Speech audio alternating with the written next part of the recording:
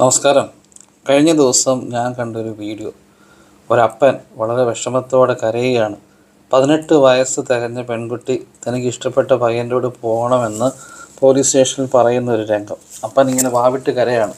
പോലീസുകാരോട് പറയാണ്, സാറേ അവൾക്ക് 18 വയസ്സേ ആയുള്ളൂ, ആ കുഞ്ഞുങ്ങൾക്ക് രണ്ടുപേർക്കും ജോലി ആയിട്ടില്ല, അങ്ങനെയാണ് ഇങ്ങനെയാണെന്നൊക്കെ പറയാണ്. പെണ്ണ് കട്ടായമായിട്ട് അവിടെ കാമുകൻ്റെ കൂടെ പോകത്തുള്ളൂ എന്ന് പറയുന്നുണ്ട്. ഇപ്പം ആ അപ്പൻ പറയുന്ന ഒരു വാക്കുണ്ട്, ഈ ഇൻസ്റ്റാഗ്രാം എന്ന് വന്ന് ഈ പിള്ളേർ നശിച്ചു തുടങ്ങിയത്. ശരിയാണ്, ഒരു പരിധിവരെ ഇപ്പം പറഞ്ഞതിനകത്ത് ന്യായമുണ്ട്. ഇൻസ്റ്റാഗ്രാം വന്നപ്പോൾ തൊട്ട് ഈ കുഞ്ഞുങ്ങളുടെയൊക്കെ കൺട്രോള് അപ്പൻ്റെ അമ്മയുടെയും എന്നൊക്കെ പോയി.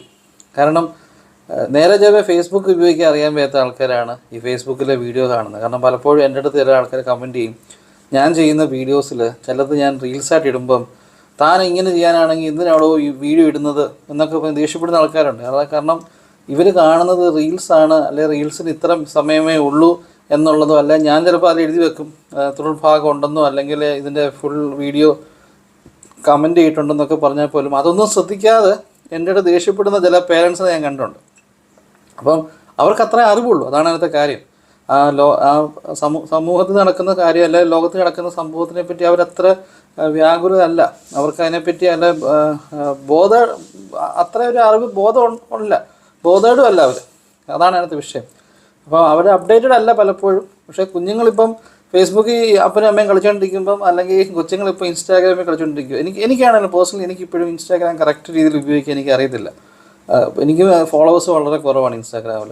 ഞാൻ പറഞ്ഞു വന്നത്, ഈ അപ്പം പറഞ്ഞൊരു വാക്കുണ്ട്, ഇൻസ്റ്റാഗ്രാം എന്ന് വന്നു അന്ന് തൊട്ട് ഈ കുഞ്ഞുങ്ങൾ നശിച്ചു തുടങ്ങിയെന്ന്. പക്ഷേ അങ്ങനെ അത് 100% ഇൻസ്റ്റാഗ്രാമിനെ നമ്മൾ കുറ്റം പറയാൻ പറ്റത്തില്ല.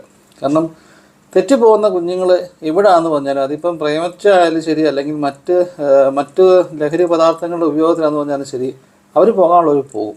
ഞാൻ പറയാൻ കാര്യം വെച്ചാൽ, ഒരു സംഭവം, അതായത് ഒരു 92-95 കാലഘട്ടത്തിൽ നടന്നൊരു സംഭവമാണ്. അന്ന് നമ്മൾ ശ്രദ്ധിച്ചു വേണം, പല വീടുകളിലും ടെലിഫോൺ പോലും ഇല്ല.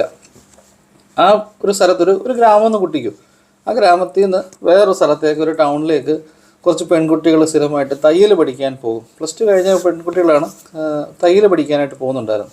അപ്പം ബസ് വരും. ആ സമയത്തൊക്കെ നമുക്കറിയില്ല, നമ്മുടെ നാട്ടിലൊക്കെ ഒരു ബസ് എന്ന് പറഞ്ഞാൽ ഒരു ബസ് വന്ന് ചിലപ്പം 2 മണിക്കൂർ കഴിയുമ്പോഴൊക്കെ ആയിരിക്കും അടുത്തൊരു ബസ് വരുന്നത്. അപ്പം ആ ബസ്സിൽ ഈ പറയത്തൊക്കെ ആൾക്കാരും കാണത്തില്ല. അപ്പം പോകുന്നുണ്ട്.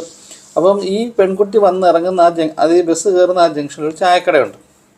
അപ്പോൾ ആ ചായക്കടക്കാരൻ കാണുന്നുണ്ട്, ഈ പിള്ളേർ വരുന്നതും പോകുന്നതും ഒക്കെ കാണുന്നുണ്ട്. പോയി കഴിഞ്ഞാൽ ഉച്ച കഴിയുമ്പോൾ അവർ തിരിച്ചു വരും. അങ്ങനെ ഒരു സുപ്രഭാതത്തിൽ ഈ പെൺകുട്ടിയെ കാണുന്നില്ല എന്ന് പറയാൻ കാര്യം കഴിഞ്ഞാൽ, ഈ പെൺകുട്ടി വരേണ്ട സമയം കഴിഞ്ഞിട്ടും ഈ പെൺകുട്ടി തിരിച്ച് തയ്യൽ കഴിഞ്ഞ് വന്നിട്ടില്ല. രാവിലെ തയ്യൽ പഠിക്കാനായിട്ട് ഒരുങ്ങി